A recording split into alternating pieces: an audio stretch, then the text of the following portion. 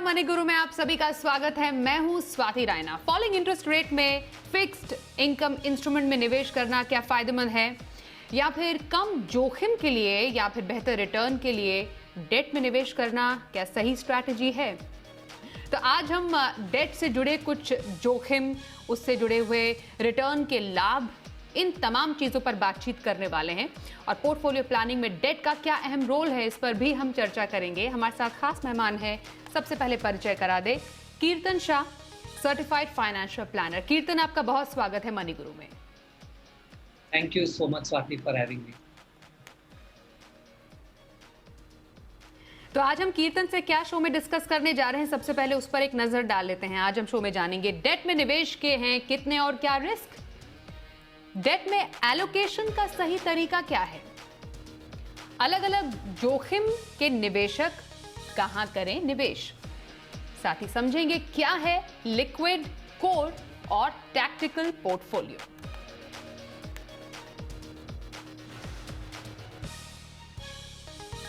कीर्तन, जो निवेशक होते हैं उनके मन में यही सवाल होता है, डेट तो बहुत ही सेफ इंस्ट्रूमेंट है, कहीं पर पैसे कहीं से मिले नहीं कि चलो डेट में डाल देते हैं, जोखिम भी कम है और रिटर्न भी ठीक ठाक मिल जाएगा। लेकिन क्या आजकल के सिनेरियो में ये सही करना, ऐसा करना सही है, स्ट्रैटेजी सही है, और क्या वाकई डेट रिस्क फ्री है? स्वाति, एक्चुअली होता ये है कि लोग जब इक्विटी में पैसा लगाते हैं तो उन्हें पता है कि इक्विटी में रिस्क है, पर डेट में लोगों की एक मिसअंडरस्टैंडिंग है कि डेट में कोई रिस्क नहीं है। एक सिंपल सा एग्जांपल लेता हूँ आज। मान लीजिए निवेशक जो पिछले 3 साल से एफडी में निवेश कर रहे हैं, उन्हें 7 साढ़े 7% कमाने की आदत पड़ गई है एफडी से। तो अब अगर आप आज देखेंगे कोटक महिंद्रा या एसबीआई जैसी बैंक्स 5% के करीब एफडी में पैसा दे रही है इंटरेस्ट पे। अब क्योंकि निवेशकों को आदत है 7 साढ़े 7% एफडी में कमाने की और बैंक्स आज 5% दे रहे हैं, इसलिए निवेशक एफडी के बाहर ऑल्टरनेटिव्स या ऑप्शंस ढूंढने जाते हैं जहां पर उनको वो 7 साढ़े 7% जैसा रिटर्न मिल जाएगा। वैसे में ही कॉर्पोरेट डिपॉजिट्स या ऐसे ही कोई फिक्स्ड इनकम दूसरे इंस्ट्रूमेंट में जहां पर 7 साढ़े 7% मिल जाए, वहां लॉक कर देने पर निवेशकों को ये लगता है कि उन्हें उतना ही रिटर्न मिल गया जो पहले मिल रहा था, और रिस्क तो है ही नहीं डेट में। पर ये बिल्कुल गलत है। अभी आप मान लीजिए थोड़े ही 2 साल पहले ही आपने डीएचएफएल की कॉर्पोरेट डिपॉजिट में पैसा लगाया होता, तो आपने देखा है कि कैसे वो पैसा आज अटक गया है, शायद आने के बहुत कम चांसेस है। तो ये मुझे ऐसा लग रहा है कि एक मिसकंसेप्शन है लोगों का कि डेट में इन्वेस्ट करना बहुत ही ईजी है और उसमें कोई रिस्क नहीं है। ये आपने बिल्कुल सही चीज़ें पॉइंट आउट की हैं कि लोगों का ये सोचना और धारणा बिल्कुल सही नहीं है कि डेट बिल्कुल रिस्क फ्री है। अब कितने तरह के रिस्क होते हैं जिसको हम डिस्कस करने जा रहे हैं। मेनली 3 तरह के रिस्क हम जिस पर चर्चा करेंगे कीर्तन आपसे, एक एक करके हम चाहते हैं कि आप बताएं और उसका मतलब क्या है वो भी थोड़ा सा सिंपल अंदाज में हम चाहते हैं हम आप दर्शकों को बताएं। एक तो क्रेडिट रिस्क का डर बहुत होता है निवेश में, दूसरा इंटरेस्ट रेट रिस्क का डर होता है खासतौर पर डेट की जब हम यहाँ एफडी जैसे इंस्ट्रूमेंट की बात करते हैं, और तीसरा लिक्विडिटी रिस्क। तो ये तीनों ही रिस्क क्या है, डेट में कैसे काम करते हैं, और निवेशक को क्या खास ख्याल रखना चाहिए इन तीनों ही रिस्क को लेकर? स्वाति, अगर आप पहला रिस्क देखें जिसे आप क्रेडिट रिस्क या डिफॉल्ट रिस्क भी कहते हैं, उसका मतलब है कि आपने पैसा लगा दिया, उसके बाद या तो आपको इंटरेस्ट नहीं मिला या आपको आपका प्रिंसिपल अमाउंट वापस नहीं मिला, उसे आप क्रेडिट रिस्क कहेंगे। ये जो हमने डीएचएफएल वाला एग्जांपल देखा, या 6-8 महीने पहले जो येस बैंक के परपेचुअल या 81 बॉन्ड्स में जो आज तक लोग एक्सपेक्ट कर रहे हैं कि पैसा वापस आएगा, ये दोनों ही एग्जांपल्स आपके क्रेडिट या डिफॉल्ट रिस्क में आते, जहां पर पैसा लगाने के बाद या तो आपको आपका इंटरेस्ट या तो प्रिंसिपल अमाउंट वापस नहीं मिला। दूसरा एक बहुत ही इंटरेस्टिंग रिस्क है जिसे आप इंटरेस्ट रेट रिस्क कहते हैं, जो लोग मुझे लगता है काफी बार निग्लेक्ट कर देते हैं।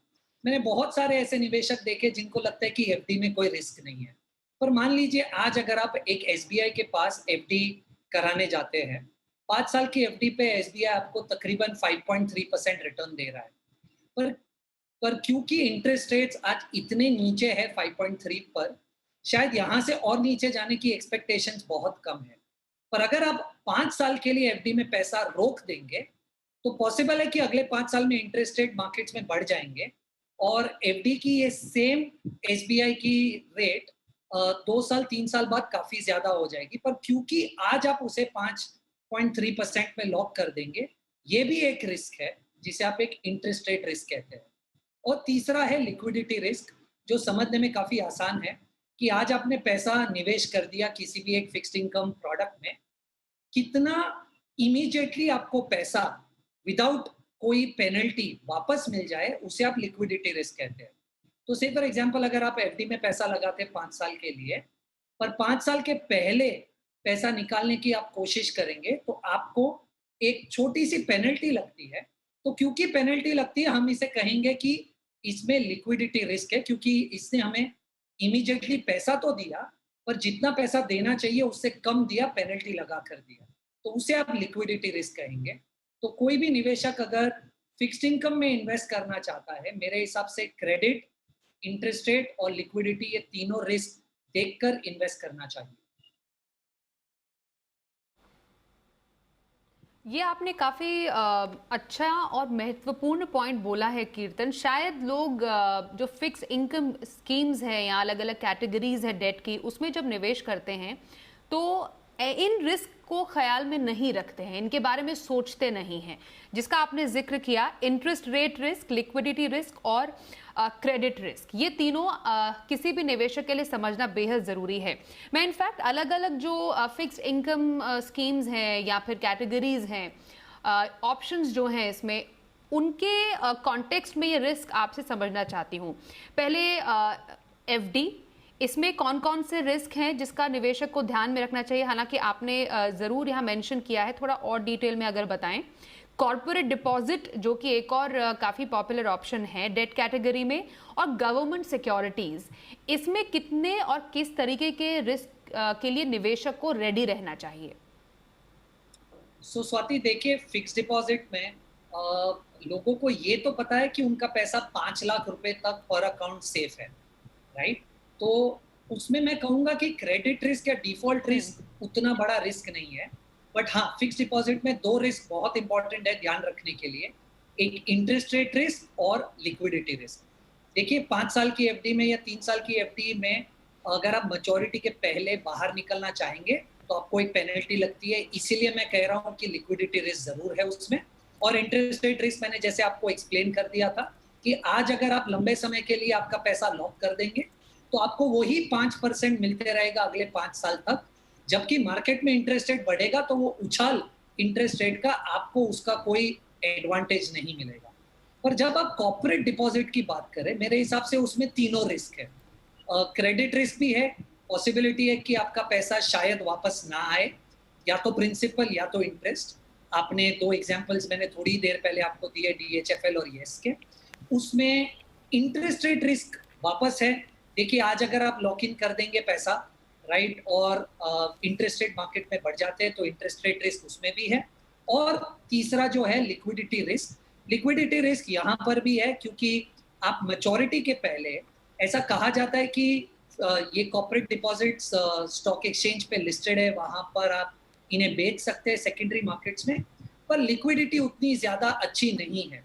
तो मैं कहूंगा कि कॉर्पोरेट डिपॉजिट्स में भी लिक्विडिटी रिस्क है, यानी तीनों रिस्क है।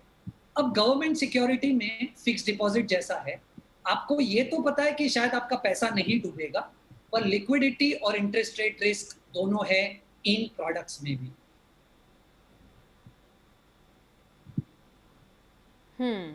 तो फिक्स डिपॉजिट्स, कॉर्पोरेट डिपॉजिट और गवर्नमेंट सिक्योरिटीज में अलग अलग तरीके के रिस्क जिसको निवेशक को ध्यान में रखना चाहिए।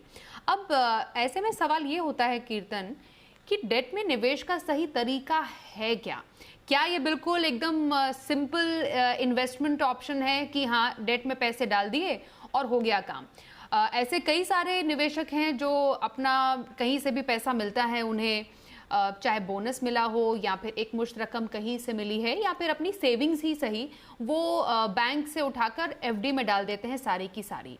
क्या ये एक सही तरीका है? क्या विद इन डेट भी डाइवर्सिफिकेशन या फिर एलोकेशन किया जा सकता है? अगर मैं एक फॉर एग्जांपल कंजर्वेटिव निवेशक का ही एग्जांपल आपसे समझूं तो। स्वाति, एब्सोल्युटली आपने पॉइंट सही आइडेंटिफाई किया है। देखिए, निवेशक जो गलती करते हैं वो यही है कि डेट में एक साथ पूरा पैसा किसी भी एक प्रोडक्ट में डाल देते हैं। मेरे हिसाब से ये उन्हें नहीं करना चाहिए। देखिए, इन्वेस्टमेंट्स में आप सबने सुना होगा कि डाइवर्सिफिकेशन और एसेट एलोकेशन बहुत ज़रूरी है। तो मान लीजिए एक कंजर्वेटिव इन्वेस्टर है जो ज़्यादा रिस्क नहीं लेना चाहता, तो वो किस तरीके की इन्वेस्टमेंट करेगा? तो वो 80% पैसा अपना डेट में डालेगा और 20% पैसा इक्विटी में डालेगा। अब मान लीजिए अगर मेरे पास 100 रुपए है एज अ निवेशक और मुझे 80% पैसे डेट में लगाने हैं, तो क्या ये पूरे 80% में एक ही फिक्स डिपॉजिट में डाल दूंगा? मेरे हिसाब से नहीं। तो मैं ये सजेस्ट करता हूँ क्लाइंट्स को, इन्वेस्टर्स को, कि आप 3 बकेट्स बनाइए। सबसे पहला आपका बकेट है जिसे आप कहेंगे लिक्विडिटी बकेट या लिक्विडिटी पोर्टफोलियो। ये ऐसा पोर्टफोलियो है जिसमें आपने पैसा लगाया है इस ऑब्जेक्टिव से कि आपको कभी भी पैसे की जरूरत पड़े तो यहां से आप निकाल पाए। तो मान लीजिए अगर 100 रुपए में से 80 रुपए आप डेट में इन्वेस्ट करना चाहते हैं, तो 80 रुपए का 10% यानी 8 रुपए आप लिक्विड पोर्टफोलियो में रखिए। कहाँ निवेश कर सकते हैं आप? म्यूचुअल फंड्स की ओवरनाइट स्कीम या लिक्विड फंड्स में डाल सकते हैं। अब दूसरा बकेट होगा आपका कोर पोर्टफोलियो। अब कोर पोर्टफोलियो ऐसा पोर्टफोलियो है जहां पर आप जितना रिस्क लेना चाहते हो और आपको जितने रिटर्न की एक्सपेक्टेशन है, उस तरीके की निवेश या उस तरीके के इन्वेस्टमेंट्स का पोर्टफोलियो या बकेट है। तो मेरे हिसाब से आपके डेट इन्वेस्टमेंट का 70%, यानी मान लीजिए 80% जो आप डेट में लगाने वाले थे, उस 80% का 70%, 55 से 60% पैसा कोर डेट पोर्टफोलियो में होना चाहिए। तो अगर आप कंजर्वेटिव इन्वेस्टर है, ये आपका फिक्स डिपॉजिट इन्वेस्टमेंट हो सकता है, ये आपका पीपीएफ हो सकता है। फिक्स डिपॉजिट में इसलिए बोल रहा हूँ कि आज भी ऐसे बैंक्स हैं जो आपको 6.5 से 7.15% तक फिक्स डिपॉजिट में भी दे रहे हैं। तो वो आपका कोर पोर्टफोलियो हो गया। और पीपीएफ तो मेरे हिसाब से हर किसी के पोर्टफोलियो में होना ही चाहिए थोड़ा। और एक तीसरा बकेट होना चाहिए आपका जिसे आप कहेंगे टैक्टिकल पोर्टफोलियो, राइट? इसका मतलब है आपके 100 रुपए में से 80% आपको डेट में डालने थे, आपने 10% डाल दिया लिक्विड में, 70% डाल दिया कोर में। अब बचा हुआ 20% आप डालिए एक तीसरे बकेट में जिसे आप कहेंगे टैक्टिकल पोर्टफोलियो। अब टैक्टिकल पोर्टफोलियो एक ऐसा पोर्टफोलियो है जो शायद थोड़ा सा रिस्क लेगा, पर उसकी वजह से आपके ओवरऑल डेट पोर्टफोलियो में रिस्क नहीं बढ़ेगा, पर रिटर्न जरूर बढ़ेगा, क्योंकि आप टैक्टिकल पोर्टफोलियो में सिर्फ 20% पैसा डाल रहे हैं। तो आपके 80% का 20% यानी 15-16% पैसा आप टैक्टिकल पोर्टफोलियो में डाल सकते हैं। तो एक कंजर्वेटिव इन्वेस्टर को मैं सजेस्ट करूंगा कि आप म्यूचुअल फंड्स में लो ड्यूरेशन फंड में पैसा लगाइए इस टैक्टिकल पोर्टफोलियो के। ओके। तो 3 बकेट्स डेट पोर्टफोलियो के, बेसिकली 3 हिस्से जिसकी हमने बात की, liquidity portfolio, core debt portfolio, tactical portfolio. जिससे पहले हम ब्रेक पर जाएं, मैं बहुत ही ब्रीफली कीर्तन आपसे जानना चाहती हूँ, जो ये लिक्विडिटी पोर्टफोलियो है और टैक्टिकल पोर्टफोलियो, क्योंकि कोर डेट पोर्टफोलियो में तो लगभग 70% आपका डेट पोर्टफोलियो का हिस्सा है। क्या ये लिक्विडिटी और टैक्टिकल पोर्टफोलियो इंटरचेंजेबल भी है? मतलब उसमें क्या जो प्रपोर्शन है वो कम ज्यादा किया जा सकता है टाइम और नीड के अकॉर्डिंगली? एब्सोल्युटली स्वाति, टाइम और नीड के अकॉर्डिंगली आप उसे थोड़ा सा ऊपर नीचे डेफिनेटली कर सकते हैं। ये जो मैं आपको बता रहा हूँ 10% लिक्विड, 70% कोर और 20% टैक्टिकल, ये एक ब्रॉड फ्रेमवर्क है जो इंटरनेशनली फॉलो किया जाता है। पर डेफिनेटली आपके स्पेसिफिक नीड के हिसाब से आप उसे थोड़ा सा ऊपर नीचे ऑल्टरनेटिवली एडजस्ट डेफिनेटली कर सकते हैं। ओके, तो चलिए यहाँ पर वक्त एक ब्रेक का हो गया। ब्रेक के बाद एक कंजर्वेटिव निवेशक, एक मॉडरेट रिस्क निवेशक और फिर एक अग्रेसिव निवेशक के लिए एसेट एलोकेशन की क्या रणनीति उसे रखनी चाहिए और कैसे प्रोडक्ट में निवेश करना चाहिए, ये हम समझेंगे थोड़ी देर में। बने रहिए हमारे साथ और देखते रहिए मनी गुरु।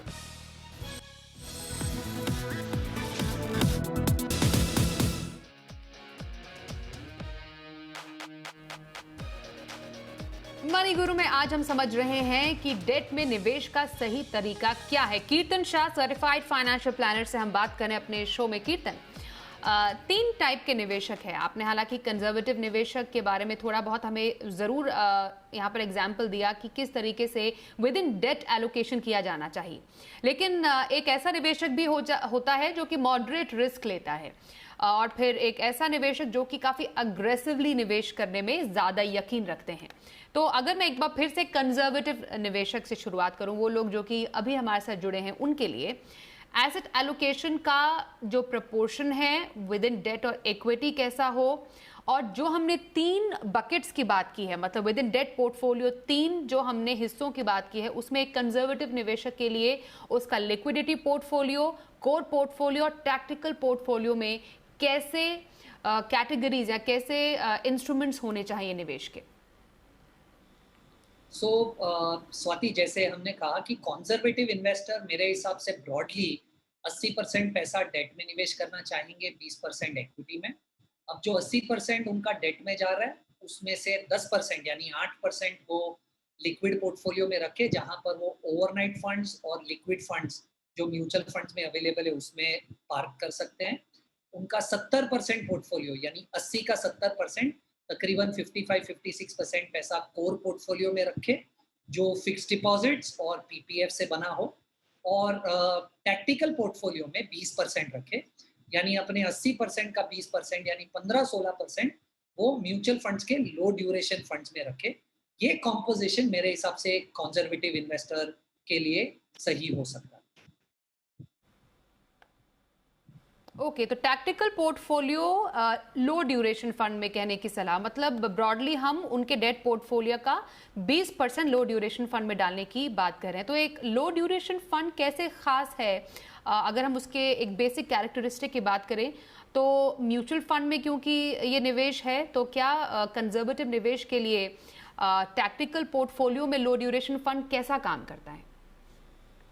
स्वाति, देखिए, टैक्टिकल पोर्टफोलियो का मतलब ही है कि आप थोड़ा सा हल्का सा ज्यादा रिस्क ले रहे हो अपने बेसिक रिस्क प्रोफाइल से। तो कंजर्वेटिव इन्वेस्टर हालांकि ऐसा इन्वेस्टर है जो बिल्कुल भी रिस्क लेना नहीं चाहता या बहुत कम रिस्क लेना चाहता है, तो उसके मुकाबले लो ड्यूरेशन फंड हल्का सा ज्यादा रिस्की है। पर ये फंड जितना एक छोटा सा किकर, थोड़ा सा ज्यादा रिस्क जो लेकर थोड़ा सा ज्यादा रिटर्न जनरेट करने की क्षमता रखता है क्लाइंट के पोर्टफोलियो में, उसके हिसाब से लो ड्यूरेशन फंड एक बहुत अच्छा फंड है। अब लो ड्यूरेशन फंड्स जनरली ऐसे फंड्स होते हैं जो 9 से 12 महीने के बीच में आगे लेंडिंग करते हैं। इसका मतलब जब एक कंजर्वेटिव इन्वेस्टर लो ड्यूरेशन म्यूचुअल फंड में इन्वेस्ट करेगा, तो लो ड्यूरेशन म्यूचुअल फंड आगे ऐसे डेट इंस्ट्रूमेंट्स में इन्वेस्ट करेंगे जो तकरीबन 9 महीने से लेकर 12 महीने तक के लिए लोन्स ले रहे हैं। यानी आज अगर हम किसी एक लो ड्यूरेशन पोर्टफोलियो में इन्वेस्ट करेंगे, तो वो लो ड्यूरेशन म्यूचुअल फंड पोर्टफोलियो आगे किसी एक कॉर्पोरेट को 9 से 12 महीने के लिए इन्वेस्टमेंट के लिए लोन देगा। अब ये इसलिए थोड़ा सा ज्यादा रिस्की है कि अगर आप लिक्विड फंड देखेंगे तो वो आगे 3 महीने के लिए इन्वेस्ट करते हैं या लोन देते हैं, लो ड्यूरेशन 9 से 12 महीने के लिए लोन देते हैं। तो उस मुकाबले ये थोड़ा सा ज्यादा हल्का सा ज्यादा रिस्की है, इसीलिए हम उसे टैक्टिकल पोर्टफोलियो में रख रहे हैं कि ओवरऑल डेट पोर्टफोलियो का सिर्फ 20% पैसा यहाँ एलोकेट हो।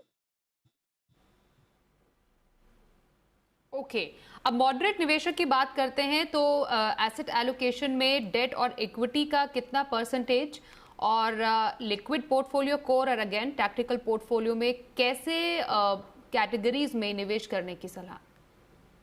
स्वाति, अगेन ये एक बॉल पार्क नंबर है कि अगर मैं एक मॉडरेट इन्वेस्टर होता तो मैं 50% डेट और 50% इक्विटी में निवेश करने की कोशिश करता। अब जो 50% डेट है उसको फर्दर हमने 3 बकेट्स में बाइफरकेट किया है।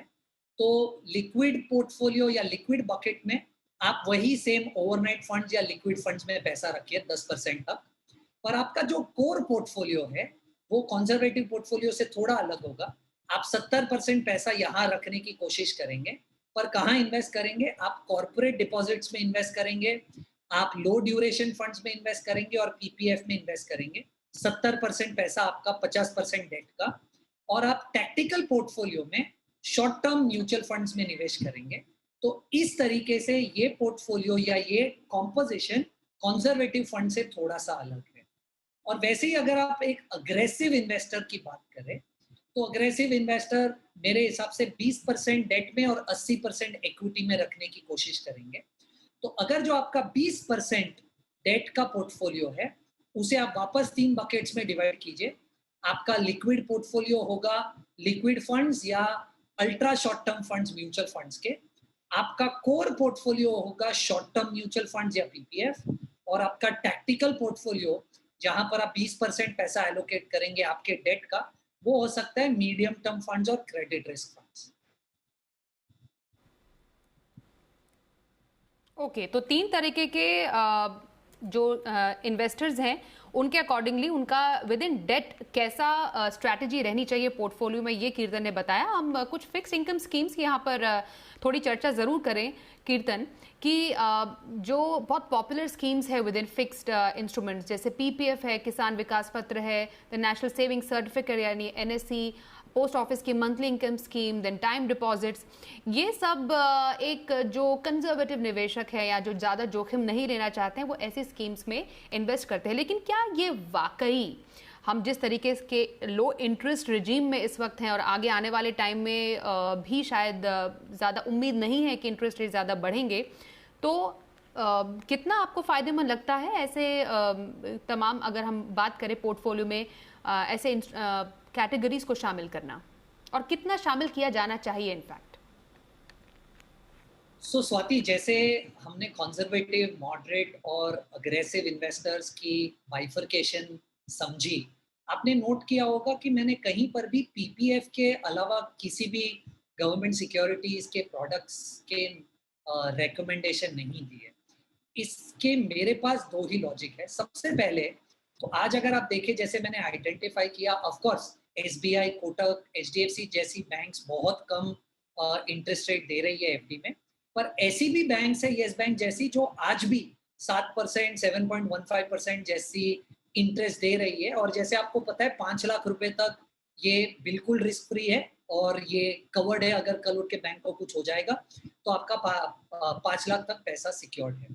तो अब अगर ऐसे ऑप्शंस अगर बैंक के फिक्स डिपॉजिट्स में अवेलेबल है, तो उसके सामने मुझे ऐसा लग रहा है कि गवर्नमेंट की ये स्कीम्स शायद उतनी अट्रैक्टिव नहीं है। क्योंकि अगर आप देखेंगे, देखिए पीपीएफ तो ऑफ कोर्स 7.1% इंटरेस्ट दे रहे हैं और वो टैक्स फ्री है, इसलिए ये एक ब्रिलियंट स्कीम है। और आपने देखा होगा कंजर्वेटिव, मॉडरेट और अग्रेसिव तीनों में हमने चर्चा की कि ये होना ही चाहिए। पर अगर आप दूसरी स्कीम्स देख लीजिए, जैसे है किसान विकास पत्र या नेशनल सेविंग सर्टिफिकेट या post office monthly income schemes या even national savings time deposit, ये सब के रेट्स आज 6.9 से लेके 5.5 तक है।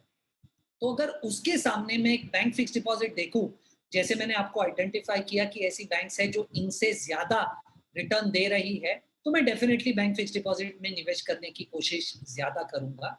क्योंकि दूसरा प्रॉब्लम यहाँ पर ये है कि अगर आप किसान विकास पत्र देखें या नेशनल सेविंग सर्टिफिकेट देखें, उसका टेन्योर भी बहुत ज्यादा है, 12 साल 5 साल, जबकि मैं बैंक फिक्स डिपॉजिट में 3 साल के लिए लॉक इन भी कम रहेगा और रिटर्न्स भी मुझे ज्यादा मिलेंगे। अब दूसरी सिचुएशन ये मैं सजेस्ट करना चाहूंगा कि बहुत सारी ये जो गवर्नमेंट फिक्स डिपॉजिट्स या गवर्नमेंट सिक्योरिटीज वाले प्रोडक्ट है, उसके सामने म्यूचुअल फंड की डेट स्कीम्स एक बेहतरीन ऑप्शन है। क्योंकि आप टैक्स एंगल से अगर इन्हें देखेंगे, तो मान लीजिए अगर आप एक national savings deposit, time deposit की बात कर रहे हैं जहां पर आज 5.5% रिटर्न मिल रहा है और कोई निवेशक 30% के टैक्स ब्रैकेट में है, तो पोस्ट टैक्स उनके हाथ में 3.85 आएगा। बट म्यूचुअल फंड्स में भी ऐसी स्कीम्स है जो ज्यादा रिस्क नहीं लेती है, पर आपको 6-6.5% के आजू बाजू रिटर्न जनरेट करके दे सकती है। पर इंडेक्सेशन की वजह से उनका पोस्ट टैक्स रिटर्न बहुत ज्यादा सुपीरियर होगा। तो मान लीजिए एक आप फिक्स्ड एक म्यूचुअल फंड की बात कर रहे हैं जो 6% तक निवेश में रिटर्न जनरेट कर पा रहा है और 3 साल तक अगर इन्वेस्टर्स इन्वेस्टेड है, तो उनका पोस्ट टैक्स रिटर्न तकरीबन 5% तक निकल सकता है, वर्सेस 3.85 जो नेशनल सेविंग्स टाइम डिपॉजिट में मिल रहा है। इसीलिए मुझे ऐसा लग रहा है कि पीपीएफ के अलावा इन प्रोडक्ट्स में ज़्यादा कुछ निवेश करने के लिए मुझे बहुत ज़्यादा अपॉर्चुनिटी नहीं दिख रही है at this point in time Swati. Hmm hmm तो बेसिकली डेट में अगर आपको निवेश करना है, आप सिर्फ ये मत देखिए कि आपका पैसा आपने कैसे सुरक्षित आपने इंस्ट्रूमेंट में डाला है, उसके पोस्ट टैक्स जो रेट है आपको कितना फ़ायदा उससे मिल रहा है, रिस्क कैसे किसी तरीके के रिस्क जो हमने आज डिस्कस किए वो आपको एक डेट पोर्टफोलियो में देखने को मिलेंगे। ये तमाम क्राइटेरिया है जो आपको अपना डेट पोर्टफोलियो बनाते वक्त देखना और समझना चाहिए, और इसको बहुत अच्छे से समझाने के लिए कीर्तन बहुत शुक्रिया। Thank you. तो इसी के साथ आज के मनी गुरु के इस कार्यक्रम में बस इतना ही। वक्त एक छोटे से ब्रेक का हो गया है, लेकिन खबरों का सिलसिला जारी रहेगा। बने रहिए हमारे साथ, देखते रहिए जी बिजनेस।